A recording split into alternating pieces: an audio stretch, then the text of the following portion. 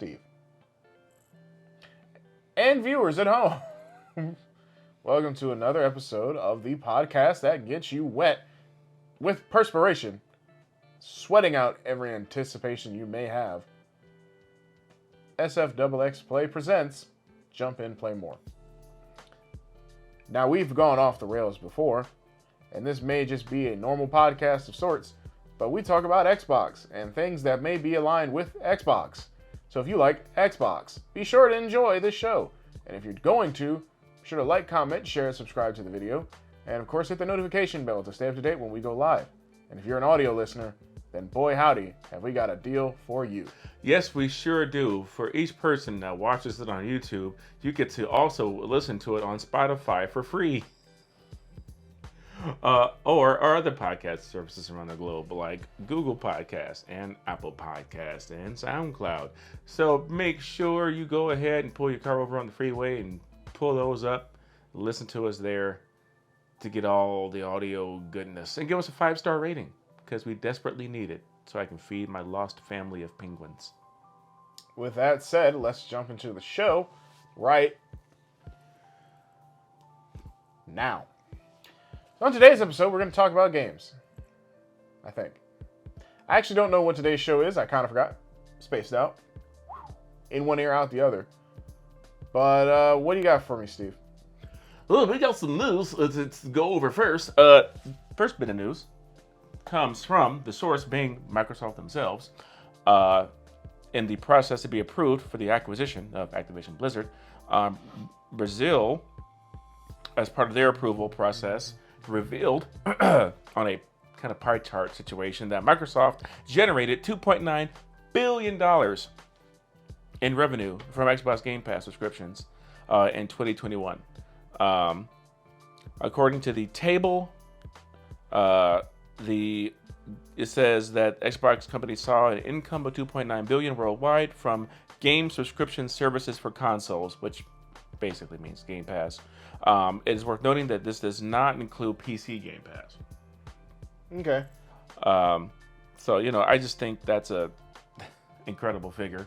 Now, it does not go into like how much profit comes from that or how much they invested into Game Pass in the first place, but I think it sounds like a success to me. Sounds good. That's a whole lot of ducats. I think that those numbers mean nothing.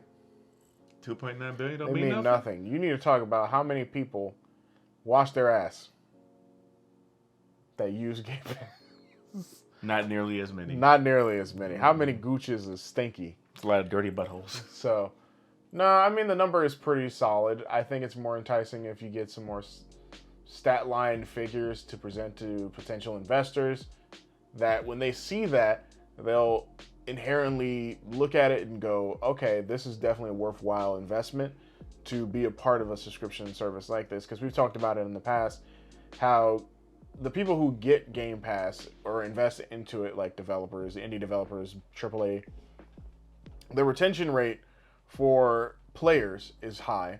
Even if the game has gone off of Game Pass, they're more likely to buy third or additional content, which is straight profit, which is something that all people that make additional content for their games love. If you're an indie developer, you're already getting the advantage of getting money on the table for just getting your game put onto Game Pass. And if you're a AAA developer, the people, if they keep their game on there for a limited amount of time and people want to play it afterwards, they're more likely to purchase the game after playing it on Game Pass. Or even while it's on Game Pass, they still purchase it so they can have it long after Game Pass removes it from their service. So it's almost like Game Pass is like an extended GameFly or Blockbuster, where it's kind of like a rental service, if you look at it in this perspective. Now, a lot of the games just stay on there forever. As long as you pay the premium membership, you don't even have to worry about losing them. Things like your Microsoft exclusive titles, your Bethesda, your EA to an extent as well. Yeah, I mean, it really did change definitions from when they first announced Game Pass, and it's like, yeah, you get your first party titles day one. And we're like, that's great. Or what first party titles, right? There's not a lot. And then acquisitions happened and games have come out, and so now it's like, wow. It's one thing after the other, so it means a lot And the numbers definitely prove that it's working dividends for them. And then, of course, you can see it in the competition, which we talk about all the time. PlayStation's now trying to catch up to it. Nintendo exists. It's really a feat to behold when you look at it all in perspective. Yeah, I mean, they really changed the game. No pun intended. When they came out with Game Pass, like I wasn't expecting it to have an impact as much as it did, especially when it comes to other stuff that like it's surrounded by it, like PlayStation and Nintendo and other competitors that are trying to do like streaming services and games on demand services and stuff like that. Yeah, that's wild. So this is cool. It's good to see where they go from here or how it evolves in the future. Looking forward to Game Pass games this month. Shit, looking forward to Persona coming out this month. Yep, Persona 5 Royal is going to be on Game Pass, which is going to be on both PC and Xbox, and that's great because that means cross save. There it is. I was about to say not cross play because that means both parties are playing, but it's a single player title. Cross save progression for your RPG goodness, and it is a very stellar RPG, highly coveted by tons of people. Yeah, you can't play a single player RPG with two people. Isn't that right, Charlie's Angels? I remember that scene. Two kids playing Final Fantasy VIII together. I'm like, Charlie's Angels was just a bad game. It was like Drew Barrymore coming down the side of the window and the kids was playing Final Fantasy VIII together during a summon, mind you. So it was just a cutscene. Not even the right sound effects. It doesn't matter anymore. You have to. I was scarred. If that's what scars you, you need some help. You know what's a scarring moment for me, and completely unrelated to what we've been talking about. In 40-Year-Old Virgin, they were playing Mortal Kombat Deception, and Seth Rogen was using an N64 controller, and Paul Rudd was using a gaming chair with like joysticks on it. That's how you play that game. I'm just like, in what world? You didn't know that it came out for the N64 and gaming chairs? In what world? He was like controlling it like this and going tick, tick, tick, tick, tick. I'm like, what the fuck is even happening? They were just like, yeah, we need some weird gamer, like, oh, you got to be 40 and single to have this sort of thing. It's like, what? That doesn't even make, huh? I'm just like, I don't fucking know. It's fine. It's whatever. You live your life. The movie's funny. And now have Charlie's Angels is a modern classic. For who? For people who like amazing films, because that's what it is to everybody that has ears that can hear it. Because you ain't got to see it to enjoy it. Sure. Well, next up on the news docket, and it's really just more of a blurb than anything else, honestly, is Phil Spencer went on to Twitter to celebrate the anniversary of Fallout. I think it was like 25th anniversary of Fallout, something like that. Something to that degree. And people spied with their little eye a little white box on his shelf, which sent Twitter and the internet ablaze, figuring out, oh my goodness, could that be this new streaming-only prototype that Microsoft is apparently working on? Xbox then proceeded to respond, saying, they don't leave these, maybe you shouldn't leave these old prototypes on your shelf, boss, something like that. But I mean, my first instinct was that it was a Series S, and I've shown you the picture of it. But it's actually a little bit too small to be a Series S, so it could be a prototype. I mean, it could be this new streaming thing that they're working on. He does tend to leave certain Easter eggs behind him here and there every now and again. So, who knows? At the very least, it is, as of this recording, October 2022. So, like another 2 months will be, what is the name of that damn thing? The Game Awards. Oh yeah, the VGAs. I'm like, what does Jeff Keighley call this spectacle he puts puts Game on? Awards, the World Premiere Awards. That's all it is. Nobody watches it for the awards. Y'all can literally do an award show that's like 40 minutes, get that knocked out, and be like, okay, we got literally the Winter Games Fest, where you just showcase games. And at the 2019. 2019. They debuted the Series X. So it could be likely that they're like, yeah, we have a revision. I don't think it's like needed of a revision, really. Or they could just be like, yeah, here's a smaller Series S. It's cheaper. Buy it. And some people will. Like, the Series S didn't do bad. And it still doesn't do bad. It's just that a lot of people... It's actually... I think the Series S performed better than the Series X. Yeah. It's and they're both are selling well. It's the Series S is definitely... I think it's sold more units than the X did. Yeah, it's a smaller console, cheaper asking rate to get into the next-gen cycle. Obviously, because Xbox doesn't have, like, the biggest... premier exclusives, some people aren't like amazed by it because, you know, Sony has a lot of these big single player focused titles that are exclusive to the console. Xbox is currently working their way through it, and a lot of people are like, well, you can play it on PC. Not everybody has a PC, and this is a digital only box, so that is an upsetting feature for a lot of people. But with how Game Pass works, the deals that they always have on it, and the fact that the Series S is smaller and cheaper, people were gravitating to that more than they were the digital PlayStation 5. Because the digital PS5 is still a PS5, it just doesn't have a disc tray in it, so it's still fucking gigantic. Yeah. And it's still the same price, I think. It's $100 cheaper. Oh, hey, you know. So instead of $500 for the disc one, you pay $400. Whereas I think the Series S is like... It's like $300. $300? Yeah. So it's the cheapest asking price to get in the next gen. It doesn't do 4K, but it does 1440p at 120 hertz, I think. So it's still really good. It's just not as good as like a Series X. Now, if you look at it into a specific point where it's like, could this be a revision? It's to be, I mean, I'm not going to say who cares because I'm sure there are people out there, oh yeah, I definitely want it. But it's like, that's to be determined. And if he is highlighting or speculating that this could be something and he's not going to say anything, maybe expect something at Game Awards. Game Awards has a lot of reveals. For all we know, we can finally see Fable. Doubt it. But we can finally see Perfect Dark. Doubt it. We can finally see Forza. Maybe. That's more likely than anything. But I don't think that's like the space for it because Forza's a niche crowd and people are like, I mean, it's Forza. Yeah, I mean, you're not going to see like the next Horizon game, but maybe more of... I didn't say Horizon. I said Forza. Just straight up. Yeah, they're working on the next based Forza. Yeah, they have a new Forza that's coming out. Yeah, they did do a teaser. Not teaser. Did they do a full trailer? They did do a full blowout for that, I think. I don't see They that. just haven't talked about it a lot because they were pushing out the stuff for Horizon 5. So they were like, yeah, we're working on Forza. It's coming out, but they haven't like officially given a date for it yet. Yeah, I don't see them putting a date on that thing at Game Awards.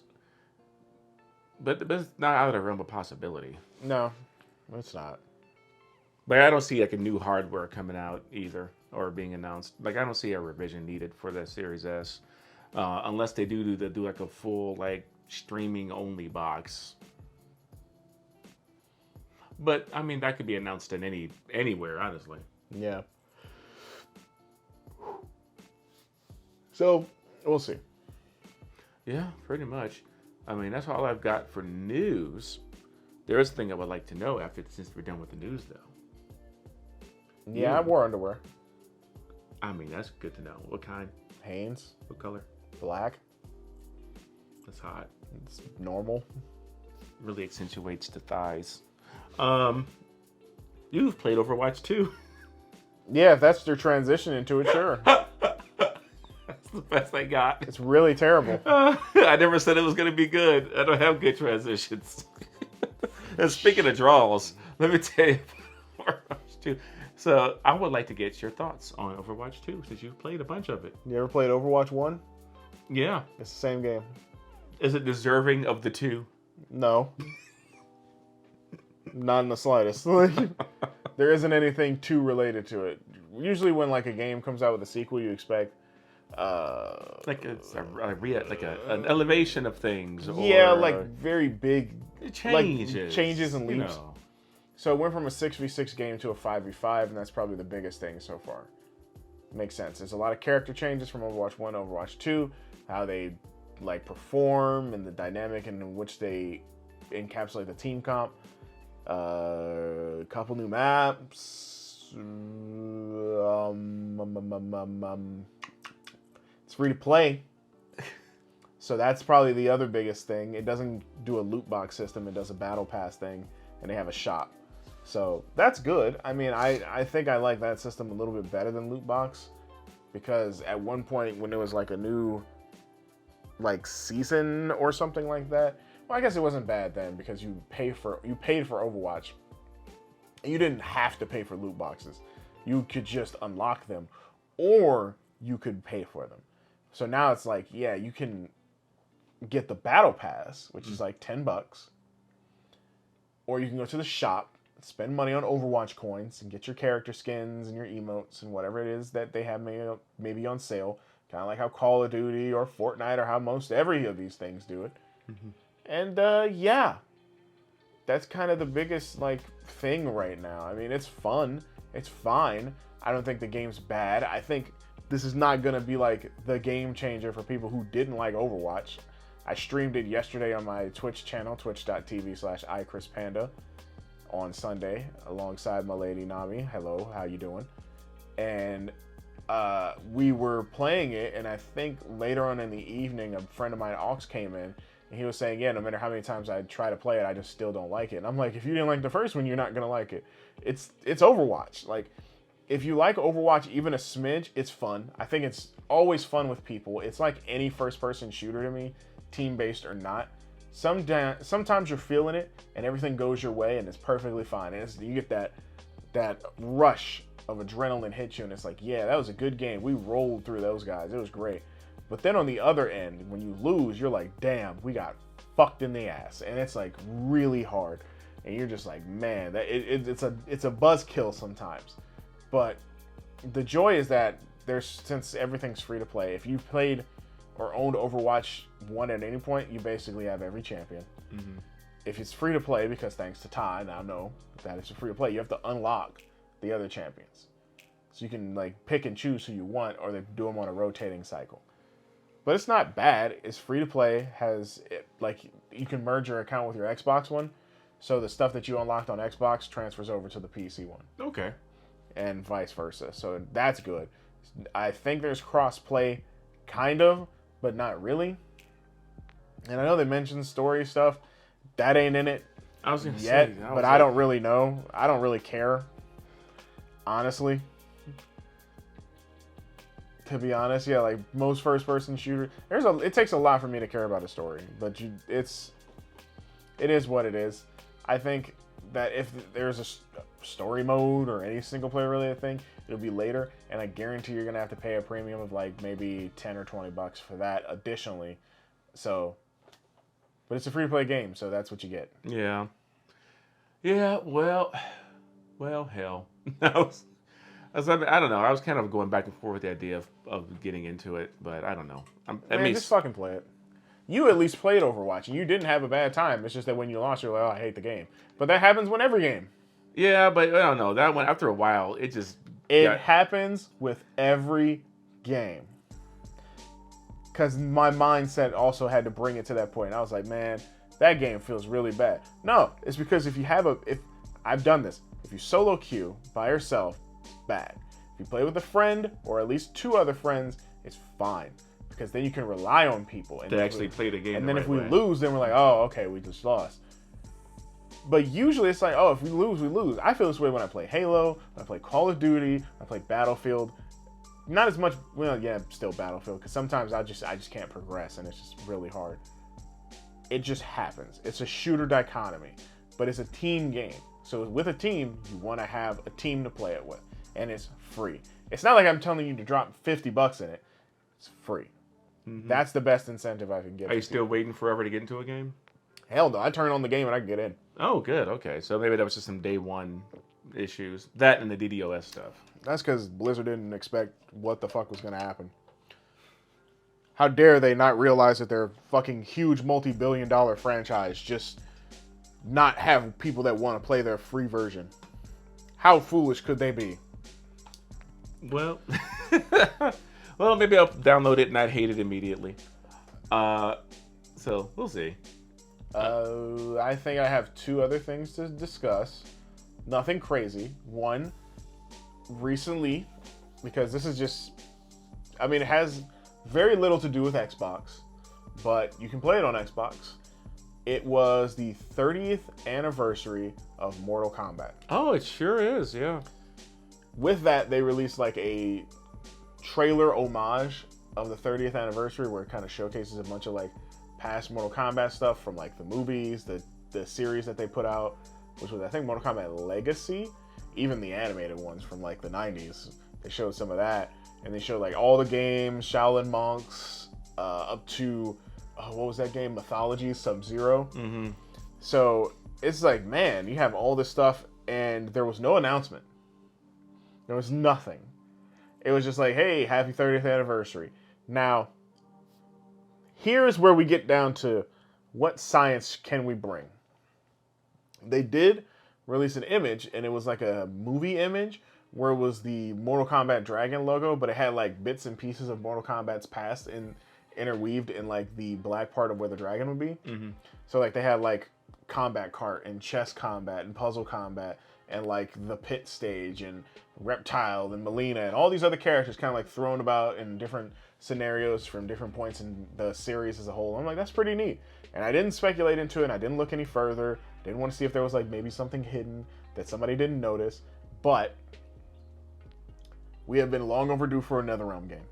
Yeah. It's been a while. This is the 30th anniversary of Mortal Kombat. The speculation is that we're close to the time of the Game Awards, we'll get a new Mortal Kombat trailer. Mortal Kombat 11 was revealed at the Game Awards, playable a couple months later, released in March of the very next year. Very short window, no need to build up the hype. Mortal Kombat is the pinnacle. I think if you're looking at fighting games, there's 3 fighting games that are the pinnacle of the genre. And it's Street Fighter, Mortal Kombat, and Tekken. Street Fighter has the classic, this is what most people know what fighting games are. Tekken is this is what most people know what 3D fighting games are. And Mortal Kombat is like the same as Street Fighter, but because it has it's synonymous with like gore and violence, that it's been just running rampant through history. It started the ESRB, for Christ's sakes. That couple of like Night Trap and shit and Splatterhouse. Mm-hmm. But regardless, Mortal Kombat was a huge influence. So 30th anniversary, potentially a new Mortal Kombat game, maybe even a re-releasing of a lot of the older Mortal Kombats, including like Trilogy, maybe 4, because 4 has literally kind of been stranded on N64, PS1, Dreamcast, and technically PC to an extent. You have to get it through like GOG to get it. Oh, wow. Yeah. So it's very outdated, very old. So who knows? Maybe we'll get a new Shaolin Monks. I think Ed Boon has gone on Twitter and said they would love to do it, but they don't have the time to like plan out a story because it was a different team who did it. So they'd have to look into how to make something like that happen. So there's just a lot of games. There's a lot of games in that series, and I think a lot of love and respect for that community. So who knows where that can lead. Yeah, it'd be nice to see people like properly celebrate their anniversaries with like a proper like announcement of something big or something like that. Halo did it. They did. Halo dropped. They rocked it. The infinite that multiplayer. That was a good one. I was sitting in the back and I looked at my monitor and I'm like, something just popped up. It was just a notification for Steam to be like, hey man, you gotta update me. Bitch, get off my screen. But alongside other fighting games, the Street Fighter 6 closed beta was the same weekend. And I got a chance to play maybe 4.5 hours of it. It's very pretty. I've seen people play it on Xbox. I've seen people play it on PlayStation and PC. And I played it on PC. I saw a friend of mine play it on Xbox. It's very pretty. It is gorgeous. Like I've only gotten to see it through the streams, but man. Yeah, I got to have mine running a nice 1440 resolution. And I was like, this is very, very beautiful to look at. Like, motions for movements, the graphics, the details and everything. There's like a lot of love and care into like character stuff and animations. And it's really, really interesting. And one of my biggest things right now is that it has crossplay, I believe. Yeah, it does, because people were playing other people against other stuff. Has rollback netcode, and for shits and giggles, because I got a code from Nolan. Shout out to Nolan.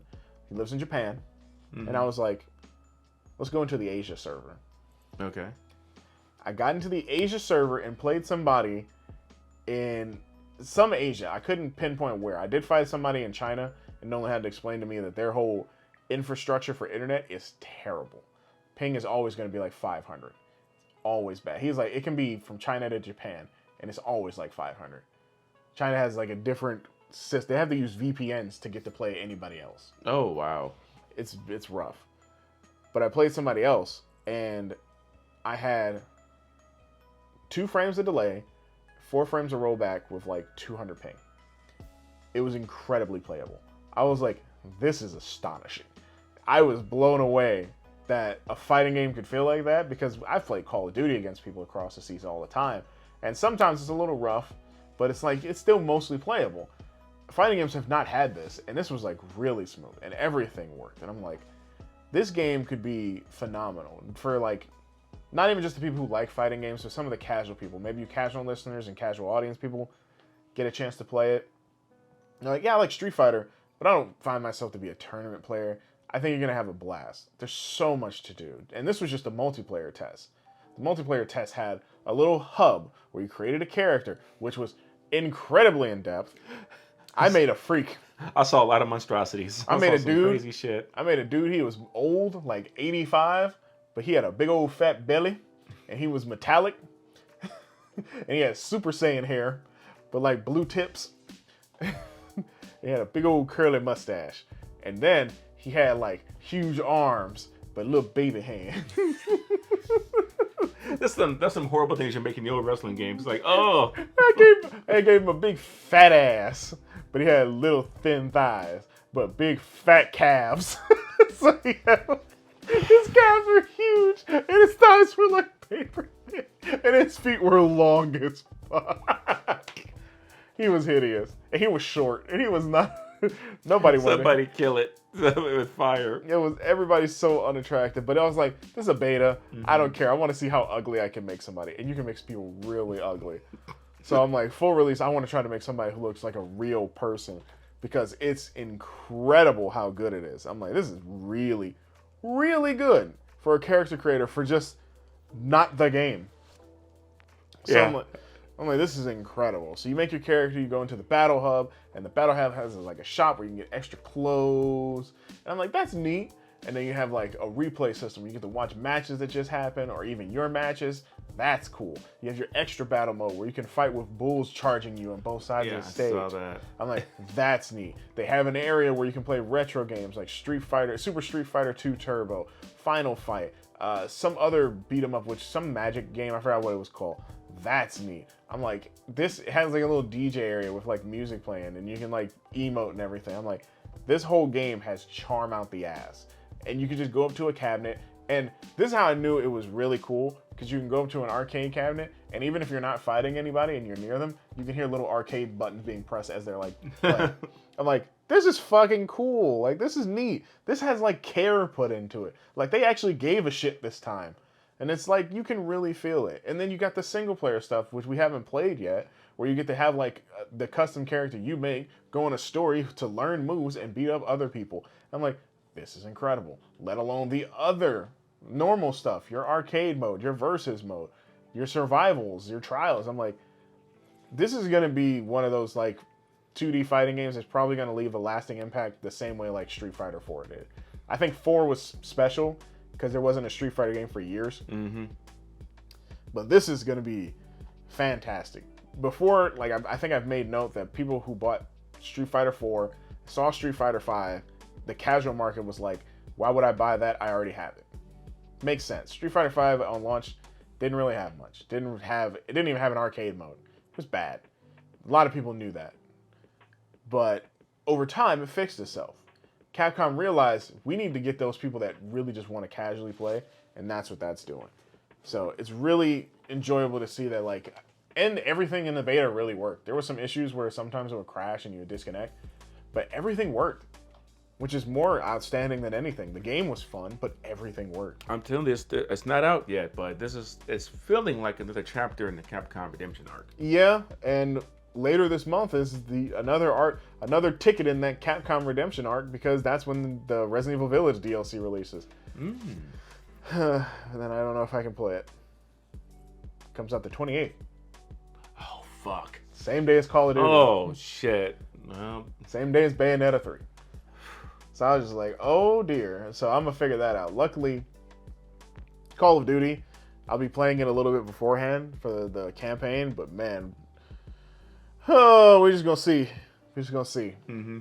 But yeah, that's about it. I mean, those are betas and news and giblets. I mean, honestly, Street Fighter has me really excited. Like from what I've seen and the feedback, and like I was not very engaged looking at Street Fighter 5. Like, and I tried playing Street Fighter 5 and just wasn't into it. Like, this one looks so much more exciting, and especially for a more casual person like me with it, like that would be really into all the extra modes and other stuff that keeps you, playing besides just going online and, playing against other people. Like, that's just looks dope as hell. Like, I can't wait to get my hands on it and try it. Yeah, I've said this to so many people because it was a closed beta. So many random people got in. They're like, you got your big fighting game influencers, and because they're in the part of the Capcom program, they were able to probably get a code and access to it. But there were like people who were like, yeah, I barely played Street Fighter. They were getting codes for it. And I'm like, what the hell? And I'm like, I want to get in. And luckily, Nolan came in clutch at the last second. It was a little late than ever. He was like, I probably should have checked my email well beforehand, but I didn't think to do that, so I'm sorry. I'm like, it's good. At least I got a chance to play it, and I was like, I'm happy either way. But I fully expect an open beta.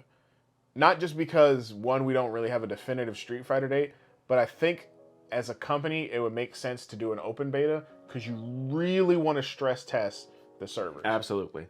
Yeah. Like, right now, it feels great. But I kept telling people, like, the netcode feels amazing. Like, it feels like some of the people, I think I was getting like 27 ping.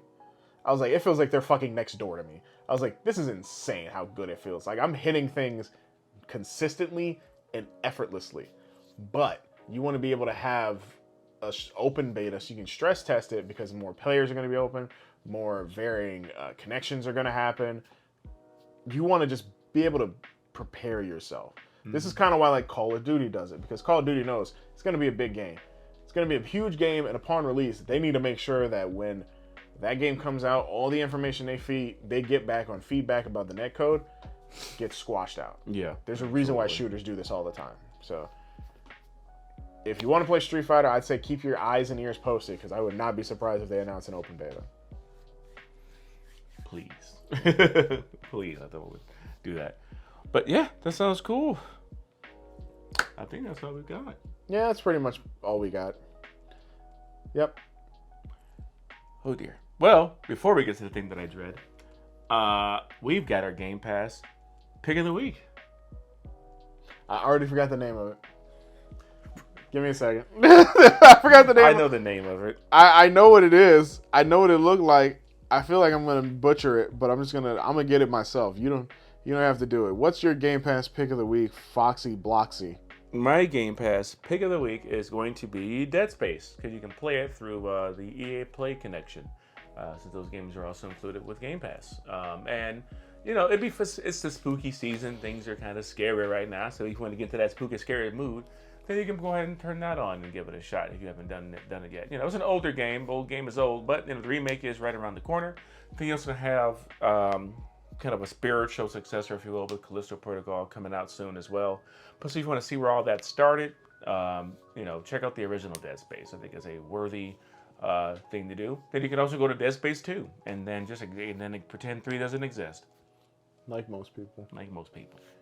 All right. My Game Pass Pick of the Week is Proteus. It is a first-person shooter that shares a lot of similar aesthetics to older Doom games, but a more modern feel. It features several levels in its regular single-player campaign, as well as being able to have completely customizable community-based levels. So there's a lot of variety to choose from with several different weapons, tons of gore, thumping soundtrack. It is a homage that is really fun.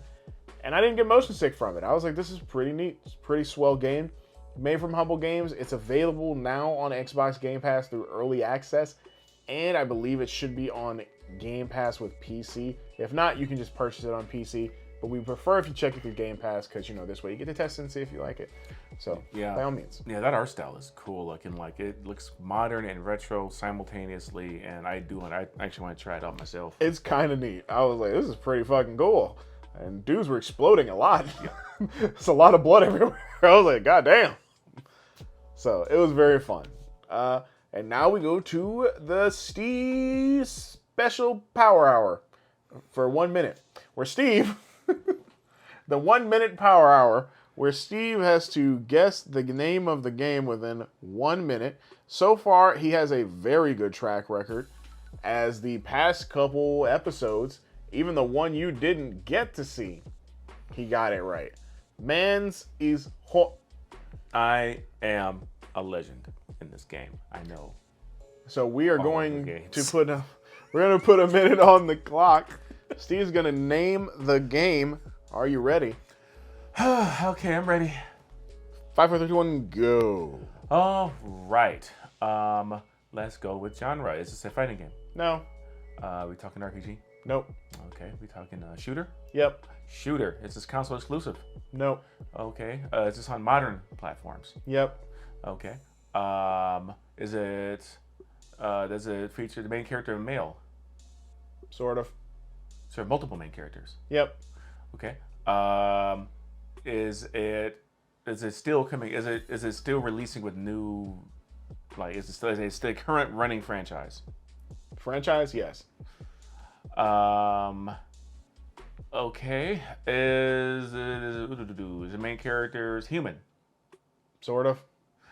Just multiple main characters. You already said it. I know. I was trying to narrow down like who they like be. Is this an open world shooter? No. Okay. Oh boy. Is it set in the future? Sort of. Well, all right. Timer has expired. What is your guess for what this game might be? Okay. So, franchise. Well, we just talked about. Is it Overwatch? You're right. Hey! I was trying to throw you a curveball. Is it really what we just talked about? I was trying to throw you a curveball. I was like, he won't guess. I was like, let's see if he'll actually figure out it's the game that I'm talking about. That we already talked about. Yes, it's Overwatch 1. Let's fucking go, baby. Yeah, I'm like, if it's modern and there's multiple people in it and it's sort of got humans and sort of like, okay, that's a very small amount of shooters nowadays anyway. So I'm like, yeah, it's got to be something like Overwatch. Let's fucking go! Okay. All right. Well, guess I'll get him next week. Why are you gonna get me? Wait a minute. Hey man, the streak's red hot, so I gotta find a way to stop you. I'll probably think of something else. You could pull some weird shit out your ass from like 30 years ago. It probably won't be from 30 years ago. Oh god, I have the name of the game in my head, but I can't. I have the game in my head. What is it, Chris? I don't know. What's bad is I don't even want to use it now. What was the name of that shitty ass GameStop game they were giving for free? Song of the Deep? Yeah. I was like, what the fuck was that fucking underwater sub game? That game sucked. It was either that or Expendables. I remember that one for some reason. That game sucked too. It was bad. It was real bad. Yeah, we're gonna give everybody a free game at GameStop. That game had nobody playing it. First day I got it, I was like, oh yeah, sure. I just got the code. Let me put it in. There's nobody online.